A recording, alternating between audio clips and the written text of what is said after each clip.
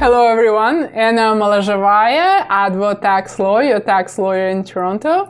This is my second video in a House Plus HST series. This video will be for builders, more particularly for people who build or substantially renovate residential real estate properties for resale, not for personal use, for resale. This video is about how, if you don't know the rules, HST can substantially reduce or sometimes even completely eliminate the profit you think you're going to make from the transaction. So, lots of money at stake, very important rules to remember. What you're about to hear is not legal advice or tax advice. If you require advice pertaining to a specific situation, talk to your tax professional.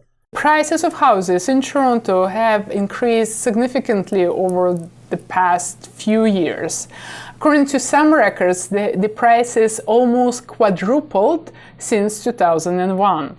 To be more specific, an average detached house in Toronto sold for $270,000 as recently as in 2001. An average detached house in Toronto that's on the market today in March of 2020 sells for over $1 million. And the demand continues to be strong for real estate in Toronto. So it's no wonder that we see a lot of construction businesses, large and small, working in the area, doing business in the city and in the surrounding areas. Obviously, we see some big players, big developers. We see mid-sized construction businesses. We also see small businesses. We see individuals, entrepreneurs who may just see an old house that they like in a desirable area of the city, and they decide to buy the lot, buy that old house, demolish it, build a new house on the same lot and resell the house for a profit. And of course, it takes hard work, it takes expertise, it takes skills, and sometimes maybe a bit of luck. But we see a lot of people working in the industry and thriving.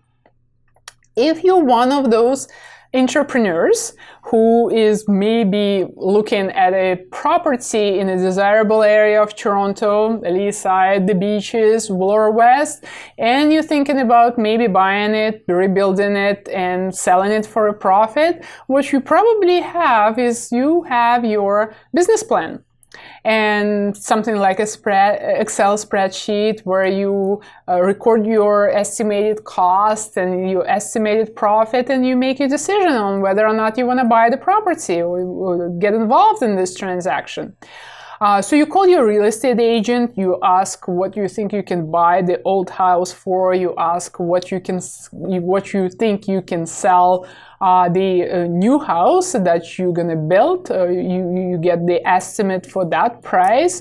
You speak to your construction cost experts, your contacts, but not many people at this stage call their tax professionals and confirm their understanding of the tax implications of the transaction, and they can be massive. So I'm gonna demonstrate to you how not knowing, not understanding the rules can cost you a lot of money. Now, in this example, I'm using specific numbers. Most old houses in desirable areas of Toronto nowadays sell for almost $1 million. So I'm just going to use that round number for simplicity of calculation. Imagine you buy an old house in a good area of Toronto for $1 million. Now you have to figure out your construction cost. An average construction cost for a house in a desirable area of Toronto is roughly $300 per square foot. So if we're building a 3,000 square foot house, your construction costs are going to be roughly $900,000. And that number I may be wrong here. I'm just using this number for an example. Now you're gonna have to pay HST on your construction cost, right? You pay an HST on that invoice that your architect issued to you. You pay HST to your demolition company. You go to Home Depot, you buy building supplies, your doors, your windows, you pay HST at the cash register. So there'll be an additional 13% of HST on the building supplies. So that's 13% of $900,000, $117,000. Your total construction cost is now $1,017,000. Then what's next? You work really hard for 6 months, which is what I hear it takes on average to build a house in Toronto. And then your house, your new, beautiful, gorgeous house is ready for sale, and your real estate agent thinks that it's worth $2.2 million on today's market. You like the number. Let's go back through the numbers again. You bought the house for $1 million. You spent $1,017,000 on construction, and you sell the house for $2.2 million. So it sounds like you are about to make $183,000 in profit. So for a project that took you 6 months to complete, this is an excellent result, isn't it? Except that things may not go this way, will not go this way because of HST. If you watched our first video, you now know that the supply of a new, substantially renovated real estate property in Ontario is not exempt from HST. What does it mean? It means that the obligation is on you, the builder, the seller, the supplier, we call it in the HST world, to collect from the purchaser and to remit to the government 13% of the price of the house, of the sale price of the house. Now, let's stop here for a second and imagine the situation where you think you want to put $2.2 million for the house. So you approach your buyer and you tell your potential buyer, I'm glad we agreed on the purchase price of $2.2 million, but now I should have told you that I'm required to collect from you 13% on top of it and remit it to the government. What do you think your buyer is going to tell you? Well, they're going to walk. They're not going to pay 13% extra on the price of the house. So really, when your real estate agent is telling you the value of the house on the market is $2.2 million, that means to you is that price includes HST, and that HST will come out of your profits. So let's look at it in detail. In my example, you sell your house for $2.2 million. Included in that price is 13% HST, which comes to $253,000. A lot of money. That's your HST liability as a result of the supply, the sale of the house. Now, as a supplier, you incur expenses in the course of your commercial activity, and accordingly, you should be entitled to what we call input tax credits, or ITCs, and in very general terms, these are HST you paid on your construction expenses. So in my example, remember earlier we talked about $117,000 in HST you paid on construction expenses. You may be able to claim that as your input tax credits, but if and only if you have all the records about the expenses, and that includes your invoices, and the invoices must contain specified information, including the name of your supplier, the HST number of the supplier, and a number of other requirements. So, but let's say in this case, you can substantiate every penny of that $117,000 you paid in HST on construction expenses. In that case, you can claim it as your ITC. You get to reduce your HST bill. So it's not $253,000 anymore. It's $253 minus $117,000. That comes up to $136,000. So, but this at this point, that's your HST liability. That's the check you must write to the government. So remember how you thought you made $183,000 when we earlier looked at our three numbers, our cost, our cost of the land, our cost of the construction, and the sale price? Well, reduce that estimated profit of $183,000 by your HST liability by $136,000, and your result is $47,000 of profit. That's your profit that will also be subject to income tax.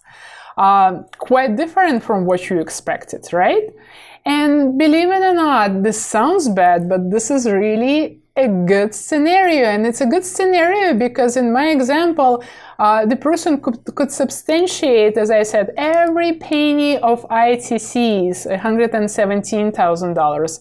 That doesn't always happen. Sometimes people lose invoices. Sometimes people work with suppliers who only accept payments in cash. So no invoice, no HST, no ITC, you don't get to reduce your tax liability, your HST liability. So just to contrast, I'll give you an example of things where things can go wrong. Imagine a person buying again an old house for $1 million. Imagine the person spending $950,000 on construction costs. And here my number is lower only because let's assume the person uses some suppliers who only accept payments in cash. So they offer discounts, right, to save money. So, and then the person sells the house for $2.2 million, doesn't report HST, doesn't keep any records, thinks that he or she made $250,000 in profit. That's a good number, maybe a cause for a celebration, except that 2, 3, 4, sometimes even 5 years down the road, the CRA may come knocking. And if the audit does not go well, the person may end up with the HST bill, $253,000. No ITCs would be available to the person, or very little ITC will be available to the person because no records were kept, or he dealt with someone who only dealt in cash. And on top of it, there'll be interest at 6%, and there may even be penalties. So what the person may expect is at least $300,000 in HST liability from the government. So remember how the person thought they made $250,000? Well, now they have to write $300,000 check to the government. The person is actually in a loss position. The person lost money. So the takeaway from this video, it really depends where you are in your business planning or in where you are in your business project. If you're just starting, if you did not sell your property or you're planning, and if you're looking at that Excel spreadsheet and you're thinking about what you want from this transaction as a business person, do not just call your real estate agent. Do not just call your construction cost expert. Call your tax advisor. Make sure you understand all the implications, both income tax and HST, on that transaction.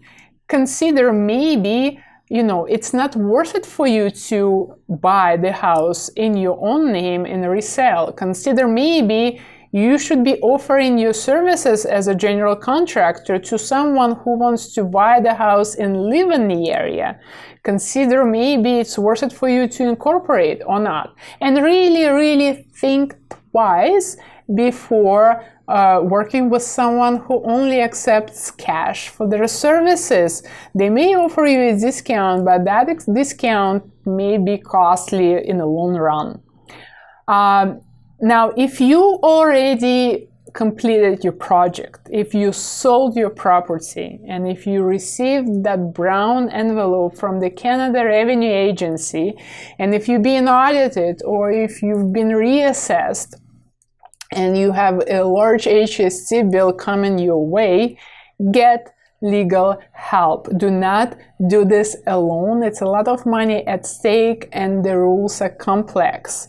Call your tax lawyer. Here at Advotax Law, we routinely help clients who are being audited or reassessed as a result of transactions involving real estate. Feel free to check out our blog, our articles on the subject. If you have any questions, just give us a call.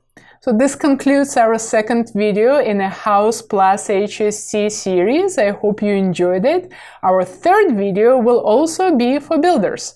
Only this time, it will be for people who don't know that they're builders because they never physically built houses, but for HST purposes, they may be treated as builders and they may be subject to serious HST implications. I hope that's enough intrigue for our next video. Thank you so much for watching. Anna Malazhevaya, Advotax Law.